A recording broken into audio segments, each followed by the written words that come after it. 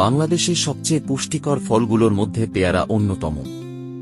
এই ছোট্ট ফলটিতে আছে প্রচুর পরিমাণে ভিটামিন সি, যা আমাদের রোগ প্রতিরোধ ক্ষমতা বাড়াতে সাহায্য করে। প্রতি 100 গ্রাম পেয়ারায় থাকে প্রায় 228 মিলিগ্রাম ভিটামিন সি, যা কমলার চেয়েও বেশি।